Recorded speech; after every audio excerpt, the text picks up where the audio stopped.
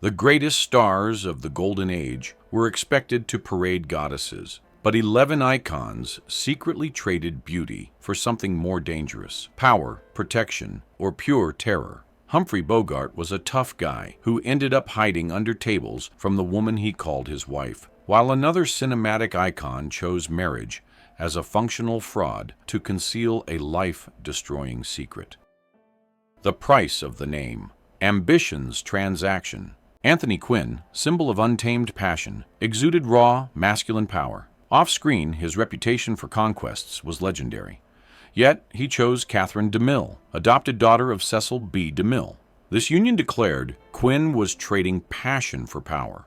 Catherine brought imperial Hollywood connections, a currency far more valuable than glamour. Gossip columnists described her features as intense, perpetually serious, leaving her looking more like a disapproving schoolteacher than a Hollywood spouse. Born a Mexican-American actor, Quinn struggled to break out of stereotypical roles. His ambition burned, driving him toward legitimacy and star power. Marrying Catherine gave him direct access to one of the industry's most influential families. For her part, Catherine secured an ambitious, virile husband whose rising career reflected well on the DeMille dynasty. The marriage calculation was transparent, even by Hollywood's cynical standards. It was less starry-eyed romance, more a carefully orchestrated business arrangement. One frank observer noted, Quinn chose power over pinups. This nakedness shocked even Hollywood. The marriage was a blatant display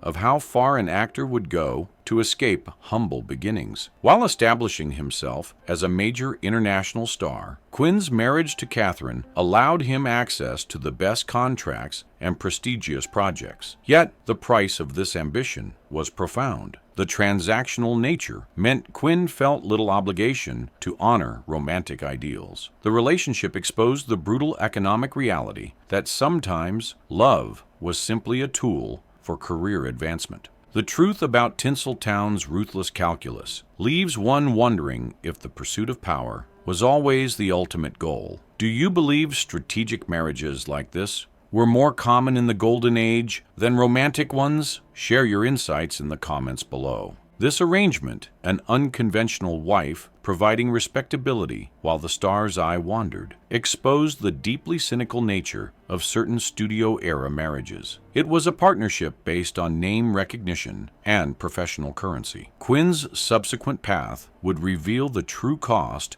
of sacrificing affection on the altar of ambition. A calculated compromise, the end of an alliance. The marriage between Anthony Quinn and Catherine DeMille, though a brilliant career maneuver, lacked romantic devotion. It had been a calculated transaction, a transparent business decision in the shadow of the imposing DeMille name. Quinn felt little obligation to adhere to Hollywood's romantic illusions. While Catherine fulfilled her role by providing respectability, Quinn's heart and attention wandered. The price of his ambition became clear not in financial ruin, but in flagrant personal betrayal. As Catherine focused on raising their 5 children, Quinn embarked upon a series of indiscreet romantic entanglements. These transgressions went beyond rumors. Quinn fathered children with his Italian costume designer, while still legally bound to Catherine. This arrangement, an unconventional wife at home, providing a veneer of respectability, while mistresses provided pleasure, exposed the transactional nature of the Quinn-DeMille union.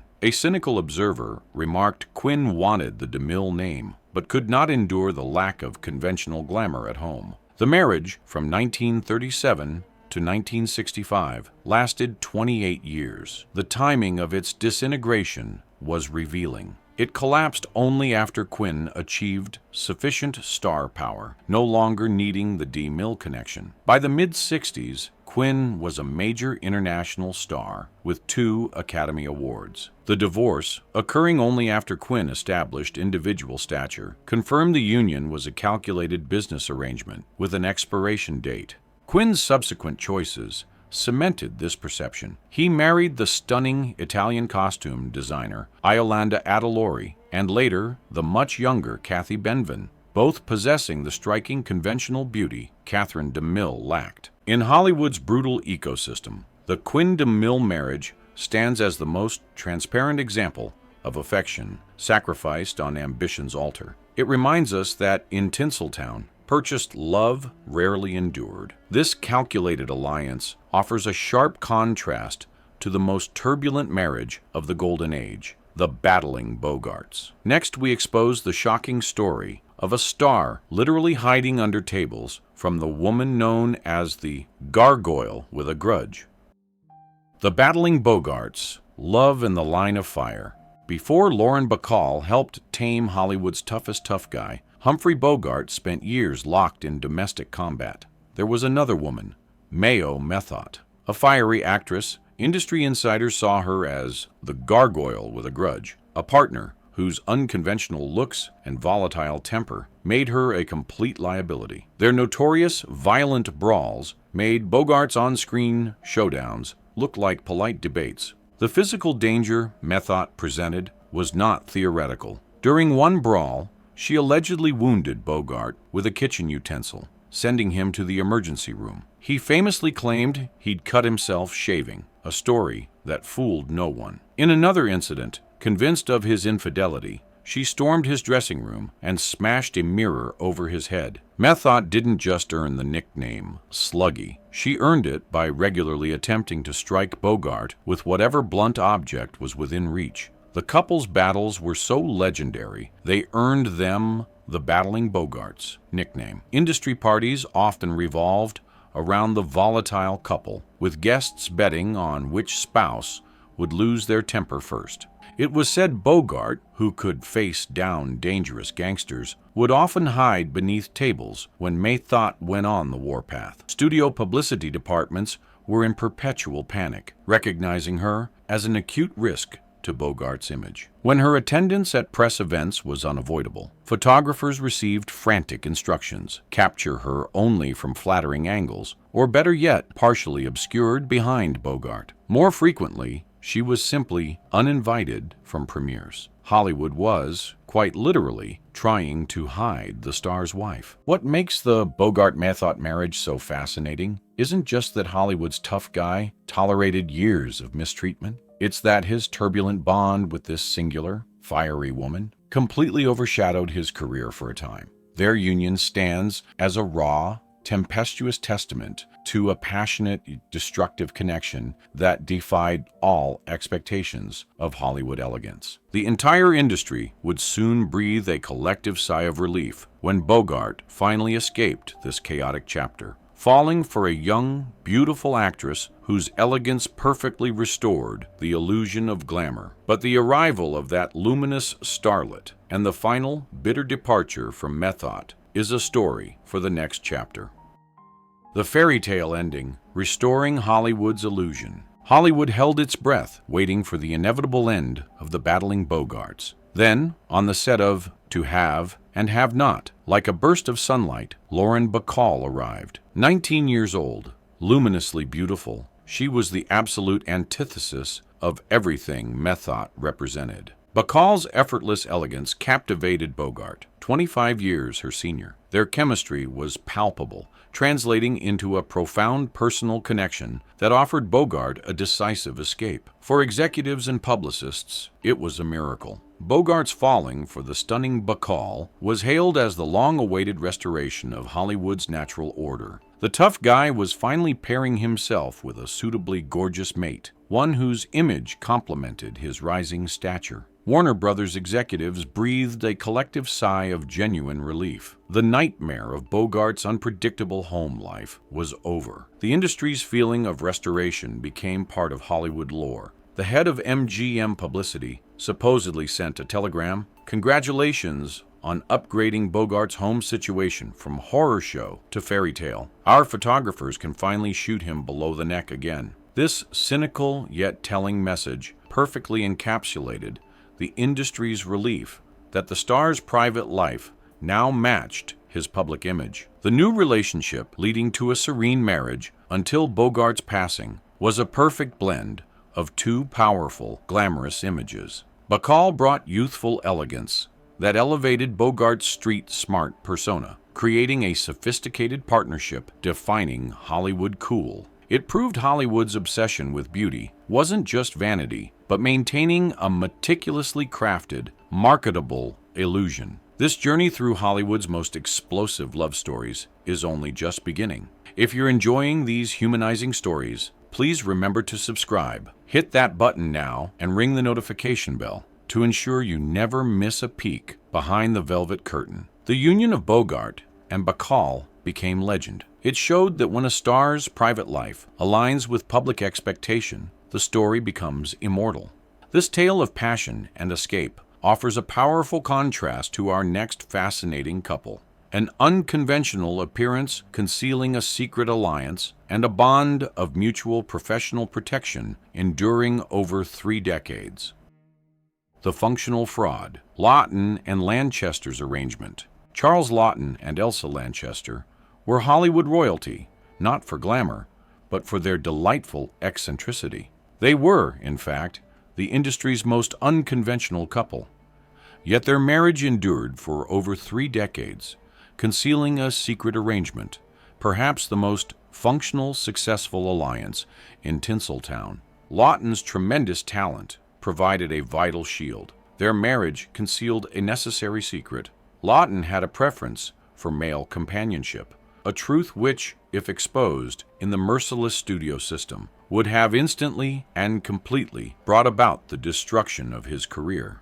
Lanchester, with her singular, theatrical eccentricity, desired the security and respectability a well-established marriage provided. Their union provided mutual career protection and companionship without conventional romantic or physical expectations. It was an arrangement built on respect, professional support, and deep affection. One publicist admitted they couldn't make the couple appear beautiful, so they decided to make them interesting instead. This proved remarkably effective. They embraced their oddity, positioning themselves as brilliant, eccentric artists. Lawton and Lanchester developed distinctively theatrical public personas, while attractive actors were often limited by beauty expectations. Lawton and Lanchester carved out decades-long careers, playing unforgettable characters. Their distinctiveness made them irreplaceable. Their marriage, from 1929 until Lawton's passing in 1962, stands as a testament to a partnership built on mutual understanding.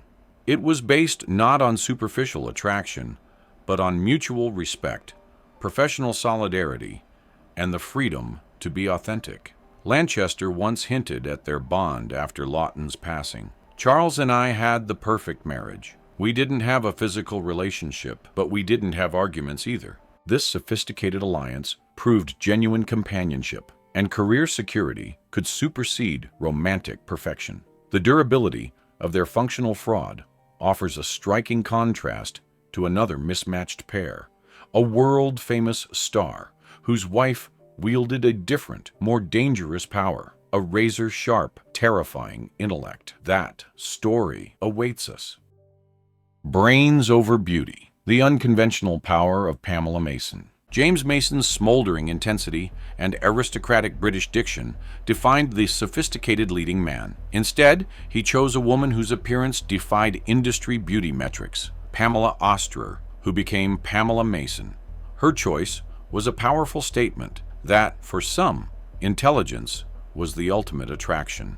Pamela was not conventionally attractive. Described by gossip columnists as frighteningly unphotogenic, she possessed a sharp, angular face, often accented by a severe hairstyle and a distinctive, defiant fashion sense. Yet, Pamela wielded something far more dangerous than beauty, a razor-sharp intellect and a zero tolerance for Hollywood's superficial values. A prolific writer with a razor-tongued wit, Pamela refused to play the subservient, decorative role expected of an actor's wife. While other stars' partners employed armies of stylists, Pamela seemed to emphasize her unconventional looks through severe theatrical styling. She wrote scripts and rewrote beauty standards. The Mason marriage defied Hollywood convention in other shocking ways. James, despite his stature, often deferred to his wife in public, a startling reversal in the patriarchal studio system. At industry functions,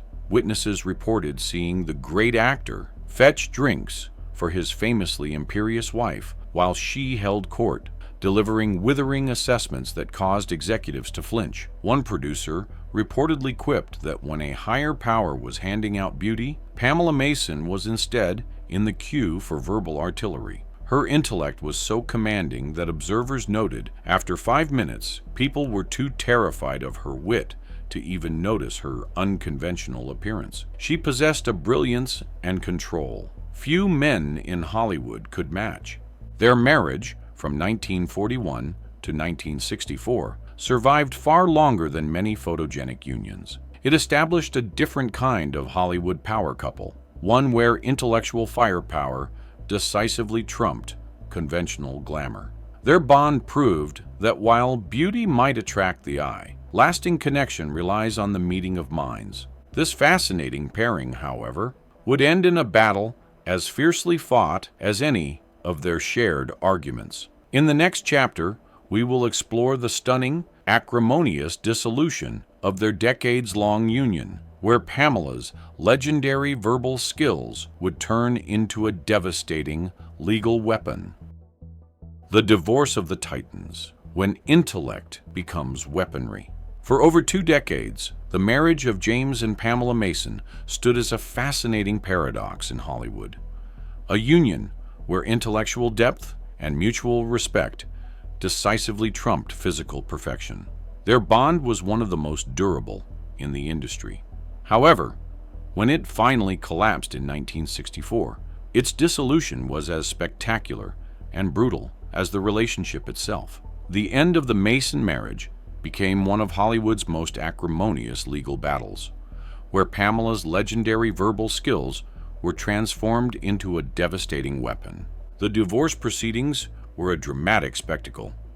Pamela, the writer and razor-tongued wit, refused to fade gracefully. She entered the courtroom and quite literally held court. Her famous intellect was now aimed with lethal precision at her husband and his counsel. She wielded her verbal artillery so effectively that seasoned divorce attorneys reportedly found themselves reduced to tears under the sheer force of her personality and unsparing testimony. The ensuing legal settlement was monumental, reflecting not only James Mason's considerable wealth, but also Pamela's fierce ability to negotiate. She walked away with a significant portion of his fortune, solidifying her status as a powerful, independent figure in Hollywood who demanded her worth as an intellectual and professional equal. It was a clear, dramatic statement that, in her world, brilliance was the ultimate currency. Director Nicholas Ray, who worked with James Mason, offered a vivid summation of their dynamic. He remarked that James had married the only woman in Hollywood who caused him more trepidation than he caused himself. This observation captured the complicated, often terrifying power dynamic that defined their turbulent years. Despite the acrimony of their separation, the Mason marriage left an indelible mark on Hollywood history. It demonstrated that two individuals, united by talent and intellect rather than conventional beauty, could carve out an influential partnership. Though their love ended in a dramatic, expensive rupture, their legacy proved defiance, and brains could be the most enduring assets in an industry built on fleeting appearances. The end of the Masons' tumultuous bond leaves us reflecting on the true cost of celebrity marriages. If you know someone who appreciates the authentic, unconventional stories hidden beneath Hollywood's polish, please share this video with them. Help us keep these fascinating histories alive. This story of a formidable woman who refused to be underestimated contrasts sharply with the experience of our next figure, a woman whose quiet devotion to a talented yet monstrous man earned her little respect from Hollywood or from her husband, a man known to be the cruelest monster in Tinseltown. The talented monster, Rita Gilman's bitter companion. Wallace Beery built a colossal career playing lovable grumps. Yet, off-camera, his reputation was far darker. He was Hollywood's undisputed champion of cruelty, a man so notoriously difficult, Louis B. Mayer once called him the most intensely disliked man in Hollywood. This professional monster somehow convinced Rita Gilman, whose appearance was routinely belittled, to marry him in 1924. The pairing puzzled Hollywood. Stars of his magnitude typically sought trophy wives. Rita Gilman brought nothing obvious to the strategic Hollywood relationship economy. Her only currency was perhaps surprising tolerance. The cruelest assessment of her look came from an anonymous Metro-Goldwyn-Mayer makeup artist. Could be worse. You could be Rita Gilman. There wasn't enough makeup in California to help that poor woman. This savage judgment underscored how completely the industry had written off the star's wife. Photos of the couple at industry functions showcase a jarring contrast: Beery's permanent scowl alongside a woman perpetually startled. What made the Beery-Gilman marriage notable was Metro-Goldwyn-Mayer's utter lack of effort to conceal or glamorize Rita. Executives had apparently decided that being married to Wallace Beery was punishment enough. The union collapsed in 1939. During the divorce, Gilman alleged extreme mental cruelty, testifying Beery regularly belittled her appearance. In a final vindictive display, Beery reportedly timed the divorce announcement to intentionally overshadow their son's adoption.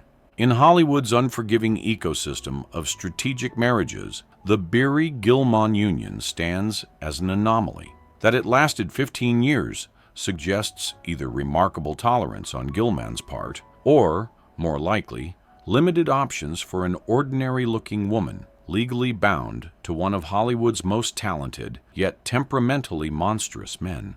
This account of cruelty and endurance stands in stark contrast to the next fascinating partnership, a relationship built not on resentment or ambition, but on fierce artistic protection, where a stern-faced woman became the lifeline for one of cinema's most unsettling performers.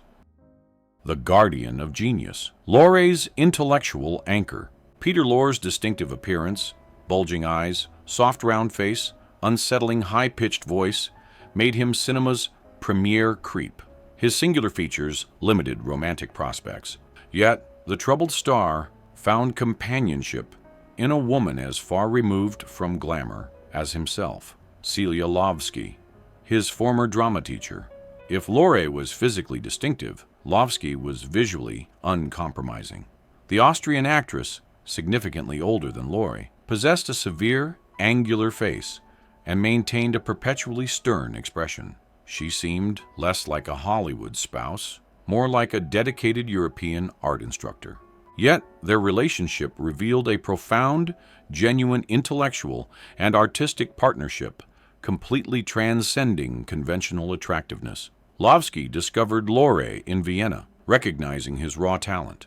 She coached him, shaped his artistic development, and ultimately helped create his unique persona. She was, quite literally, the creator of his genius. The master of menace married a woman whose visual presentation was as unforgettable as his own. Their union was built on intellectual compatibility and artistic support. They weren't aiming for a photogenic couple. They were creating a sustainable artistic partnership.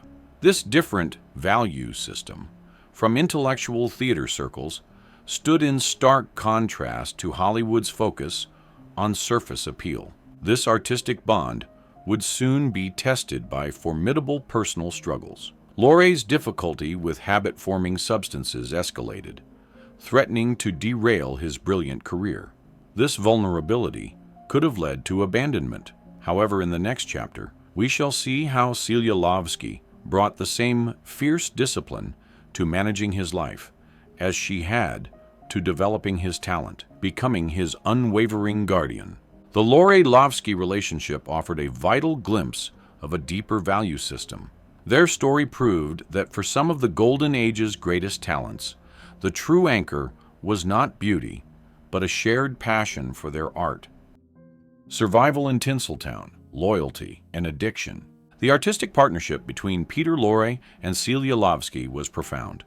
However, their unique bond would be fiercely tested by Peter Lorre's escalating problems with habit-forming substances. This vulnerability threatened to derail his genius. In an industry where wives often abandoned husbands facing such grave personal challenges, Celia Lovsky proved unparalleled devotion. She brought the same fierce discipline and uncompromising strength to managing his personal life as she had to nurturing his artistic talent. She became his resolute guardian, using her imposing presence and keen intellect for survival. Lovsky's commitment was total. She took charge of every aspect of his life. She negotiated with unforgiving studio heads, managed his finances, and repeatedly saved him from professional destruction. A colleague once remarked, with respect, that without Celia, Peter would have been without life, or destitute years before. Their marriage, though it eventually dissolved, was not about passion or romance. It was about loyalty, sustenance, and the preservation of a singular talent.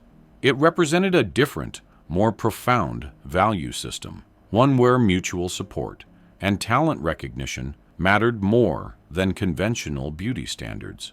The severity of Lovsky's appearance only amplified her protective capabilities. She continued to play a significant role in his life even after their separation, occasionally appearing in his films and remaining his trusted professional advisor. This enduring connection demonstrated their bond was rooted in an unbreakable professional and personal commitment forged during years of adversity. In an industry built on fleeting illusions, the Lorre-Lovsky partnership offered something more substantial, an alliance focused on creative preservation. It proved that sometimes the true test of a Hollywood relationship is the strength of the bond that shields a star from the chaos of their own making. This profound loyalty stands in stark contrast to the defiance of our next iconic couple, two actors who made a virtue of their lack of conventional glamour and whose volatile relationship was driven by pure, uncompromising artistic parody. Too talented to be beautiful, the Scott Dewhurst defiance. George C. Scott's formidable talent made him one of America's most respected actors. Despite a face that, in his own blunt words, looked like a clenched fist, Scott completely defied Hollywood's pretty boy standards. His twice-married, twice-divorced relationship with Colleen Dewhurst represented a profoundly rare Hollywood pairing, where raw, unapologetic talent thoroughly and decisively trumped traditional beauty. Dewhurst, one of the great voices of the American stage, was often described by theater critics with the backhanded compliment of possessing magnificent ugliness. She brought commanding presence and extraordinary depth, yet lacked delicate physical attributes Hollywood typically required. With her strong features and defiant indifference to glamour, Dewhurst represented the absolute antithesis of the decorative wife. What made the Scott Dewhurst relationship notable was neither partner made any attempt to conform to beauty standards. Scott and Dewhurst seemed almost proud of their authenticity. One vivid description: together, they looked like they were carved from granite using mining explosives. Another witty insider remarked, together, they have the romantic appeal of a highway collision, but more talent than the rest of Hollywood combined. Their relationship was founded on deep, mutual understanding and respect for each other's titanic artistic capabilities. Their bond was an electric, volatile connection between artistic equals who recognized in each other a singular dedication to craft that entirely transcended Hollywood's superficial values. They were two fiercely independent outsiders who found in one another a rare, uncompromising mirror. The tempestuous nature of their years together would prove that, while their artistic bond was unbreakable, their personal life was constantly shifting. The true nature of their unconventional bond, a relationship functioning more like an ongoing artistic partnership than a simple marriage, awaits us. Artistic Tempest, the turbulent bond of two greats. The partnership of George C. Scott and Colleen Dewhurst was an anomaly. It was a union built on a passionate, volatile foundation of mutual artistic reverence. Yet the same fierce intensity that fueled their magnificent performances also made their private life a constant, breathtaking tempest. Their relationship functioned less like a conventional marriage and more like an ongoing artistic collaboration, intensely punctuated by explosive arguments and surprising legal ceremonies. Their turbulent journey began in 1960, married, divorced in 1965, remarried in 1967, before separating again in 1972. This cycle reflected their inherent dramatic temperament. Colleagues spoke of explosive shouting matches, followed by intense creative work and mutual respect. What separated the Scott-Dewhurst pairing from strategic alliances was its undeniable foundation in mutual artistic respect. They recognized a kindred spirit, a profound dedication to craft. They needed one another for intellectual sparring and creative challenge.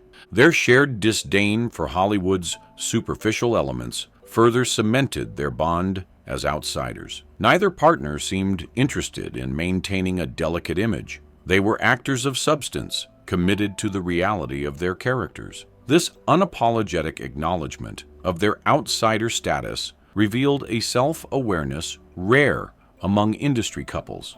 After their second separation, Colleen Dewhurst famously summed up their complicated connection. She and George had much in common. They loved acting, being together, and they both disliked those who focused too heavily on physical attractiveness. As we witness their artistic bond, we are compelled to ask, does true permanence require a tolerance for chaos? If you're enjoying these humanizing stories, please remember to subscribe. Hit that button now and ring the notification bell to ensure you never miss a peek behind the velvet curtain. This tempestuous yet honest relationship now yields to a quieter, more sorrowful story: the systematic erasure of a devoted wife, a necessary sacrifice to preserve the romantic illusion of Hollywood's greatest yet forbidden love affair. The price of a legend. The invisible Mrs. Tracy. Hollywood's greatest, most enduring love story remains the forbidden romance between Spencer Tracy and Katharine Hepburn. But for this legend to thrive, the studio system required the systematic erasure of an inconvenient woman, Tracy's legal wife, Louise Treadwell. Treadwell, whom Tracy married in 1923, was the antithesis of the public persona Metro-Goldwyn-Mayer needed. While Hepburn possessed aristocratic beauty and intelligence, Treadwell was described as plain, matronly, and intensely private. She was, in the cold calculus of Tinseltown marketing, a complete liability. The contrast between Tracy's open relationship with the glamorous Hepburn and his legal, yet hidden bond with Treadwell revealed the extraordinary lengths studios would go to maintain a marketable myth. Tracy projected an image of rugged masculine integrity, a concept that simply could not accommodate the complexities of a separated,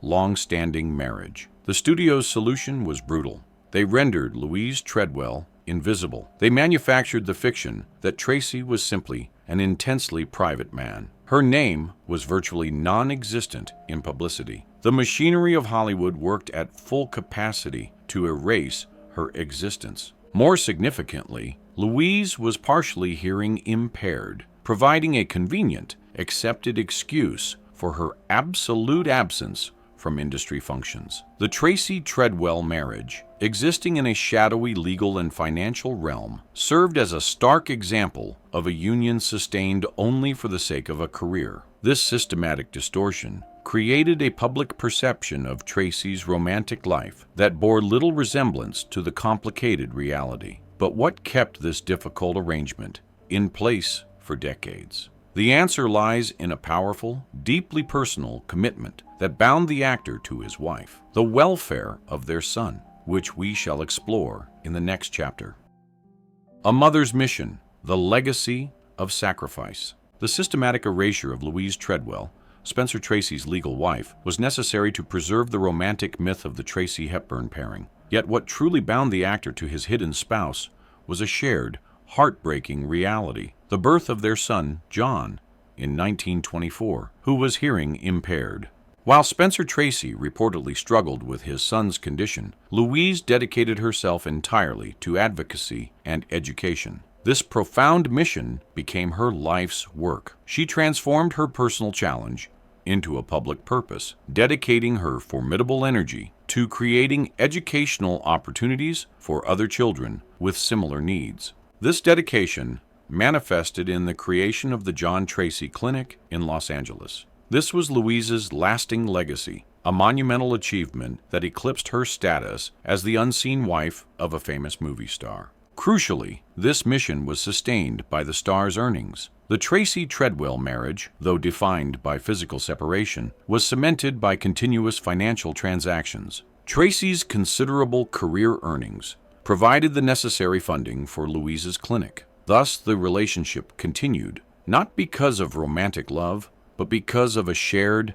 necessary commitment to their child's welfare. The studio system continued its elaborate misdirection. Film historians noted that when Louise Tracy appeared at Spencer Tracy's funeral, many attendees genuinely had no idea who the quiet, formidable woman was. Her very existence had been meticulously written out of the star's public narrative. The ultimate sacrifice Louise made ensured her son's enduring legacy. If you know someone who appreciates the authentic, unconventional stories, please share this video with them. Help us keep these fascinating histories alive. The Spencer Tracy Louise Treadwell marriage stands as a poignant expose of the gap between Hollywood's carefully constructed narratives and the messier realities they concealed. This story of enduring, non-romantic commitment contrasts sharply with the experience of our next star, a legendary funny man whose marital history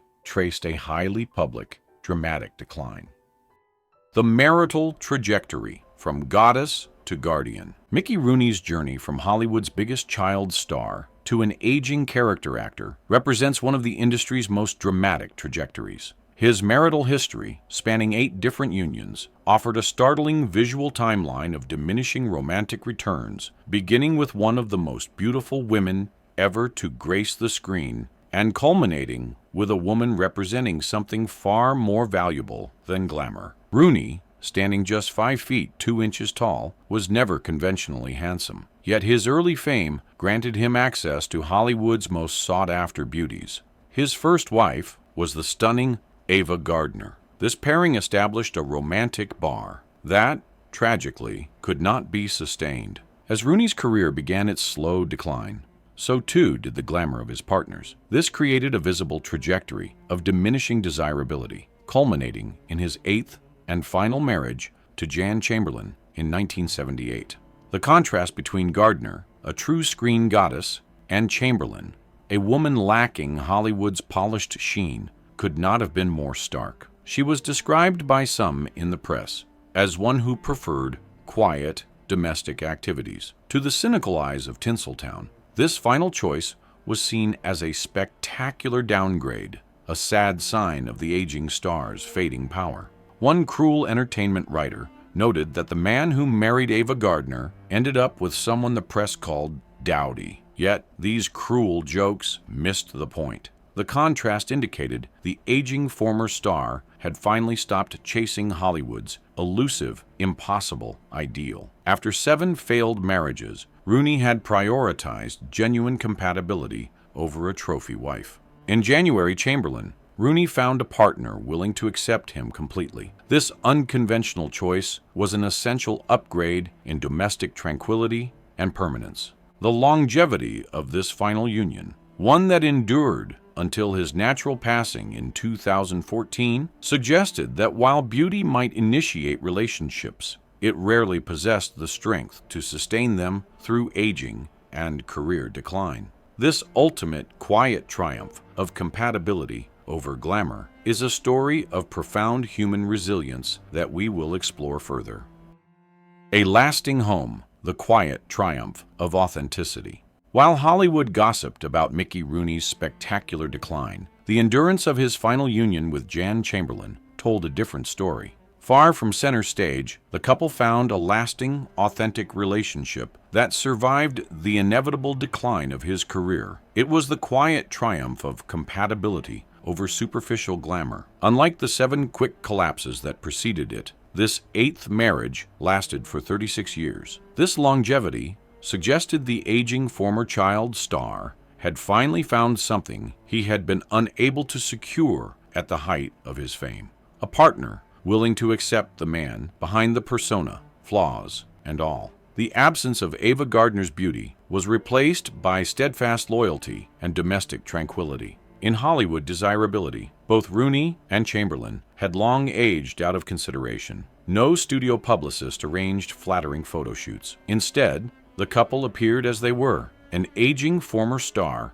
and his ordinary-looking wife, navigating life far from Hollywood's scrutiny. This lack of pretense, this embrace of genuine selves, made their bond so durable. Rooney, who had struggled with financial setbacks and chaos, found a steadying force in Chamberlain. She provided the stability and acceptance he desperately sought. Their quiet love demonstrated that the traits Hollywood promoted, youth and unattainable beauty, were rarely the ingredients that sustained a relationship through aging and professional upheaval. The Rooney-Chamberlain marriage offers a potent contrast to earlier, glittering unions. It proved that in the end, it was not the size of the headline or the beauty of the bride that mattered, but the strength of the everyday bond. This quiet, long-lasting devotion stands in sharp contrast to our next fascinating subject, an actor whose unconventional appearance mirrored his inner world, a man whose domestic life became the focus of merciless industry jokes, yet whose unusual marriage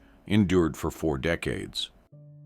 The unconventional choice. Borgnine's search for stability. Ernest Borgnine, with a face that looked as though it had been assembled by a committee, made a colossal career defying beauty standards. His 1955 Best Actor Oscar win for Marty was a profound victory of talent over appearance. Yet, this physically challenging star had a notorious history of short-lived unions with attractive women, including Ethel Merman, a marriage that famously came to an end after just 32 days. After 3 failed marriages, Borgnine's 4th choice left Hollywood speechless. He chose Donna Rancourt. Donna not merely failed to meet beauty standards, she seemed to be actively campaigning against them. With her matronly figure, Rancourt looked less like an actress's wife and more like someone who might organize a church bake sale. The reaction from Tinseltown was swift and brutal. One publicist reportedly gasped, "Did he find her at a bus station in Duluth?"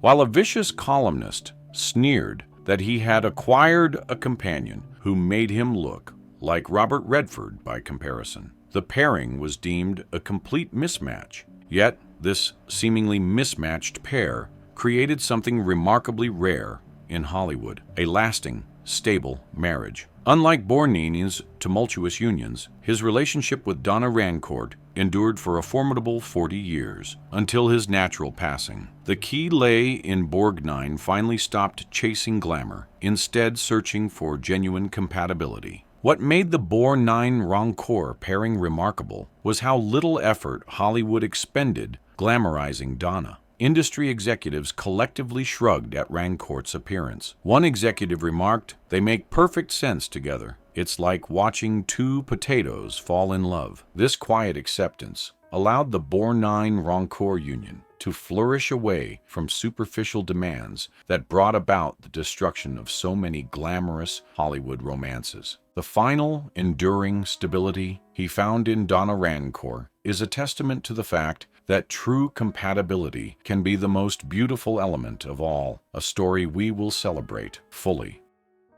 40 years of quiet love, the authenticity of the Rancourt union. Their pairing was the object of cruel, persistent jokes. Yet, Ernest Borgnine and Donna Rancourt created something remarkably rare in Hollywood, a lasting marriage that defied expectations, endured until Borgnine's natural passing, and spanned 4 decades. This longevity proved the couple stopped trying to maintain the illusion of glamour and instead embraced the genuine, comfortable authenticity of their quiet lives. Borgnine's earlier unions with beautiful women had imploded. In contrast, his relationship with Rancourt was built on a more durable foundation of shared values and domestic tranquility. The fact that Hollywood's relentless image machine collectively shrugged at Rancourt's appearance proved beneficial. They were allowed to simply be themselves. Photos from their later years offer a touching, revolutionary sight: an aging couple who had found peace and genuine companionship. Their connection transcended the cruel judgment of the industry. The Bourgogne-Rancourt marriage endured precisely because it operated outside the brutal economics of Hollywood beauty. Bourgogne found the unwavering stability he needed. The duration of their bond, a formidable 40 years, stands as a profound testament to the power of inner compatibility. It outlasted scores of more photogenic unions that crumbled under the weight of ego and vanity. In an industry where superficiality was currency, Bourgogne and Rancourt made an enduring statement that authenticity was the most stable foundation of all. We have reached the end of this revealing journey. If these stories touched your heart or changed your perception, please let us know by engaging below. If you're enjoying these humanizing stories, please remember to subscribe. Hit that button now and ring the notification bell to ensure you never miss a peek behind the velvet curtain. Their story of quiet, enduring devotion now yields to a relationship that was the purest expression of strategic positioning, a complex web of marriage and children that ultimately led to the final, necessary sacrifice of a legal wife to protect the powerful, masculine image of a Hollywood giant.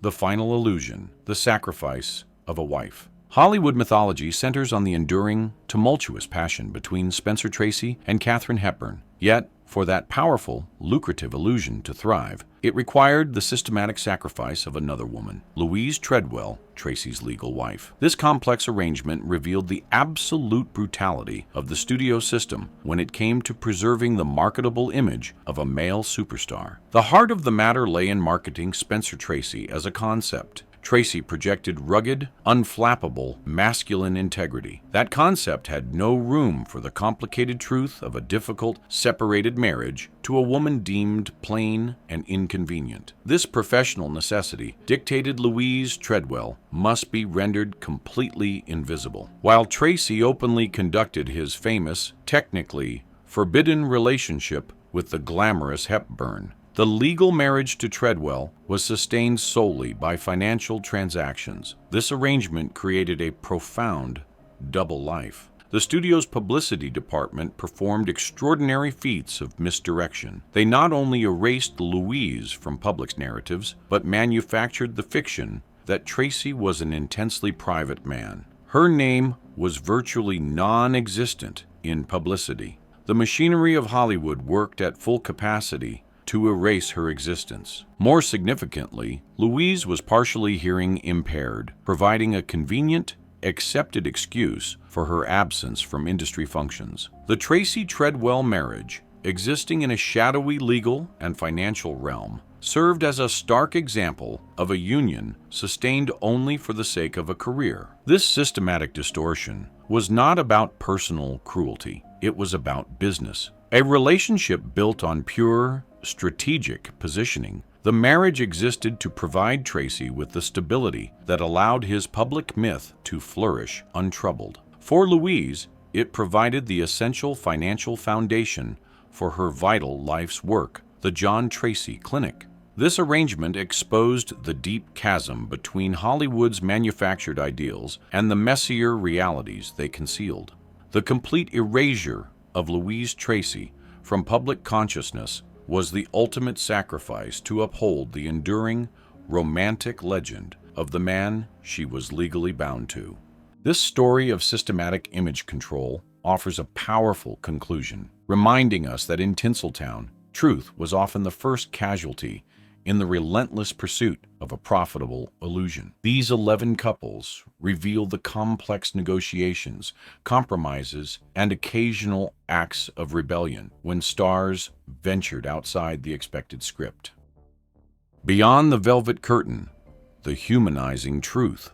The 10 extraordinary marriages we have explored offer a profound glimpse into the human complexity behind Hollywood's velvet curtain. In an industry where conventional beauty functioned as currency, these relationships reveal the complex negotiations and compromises when stars ventured outside the expected script of glamour.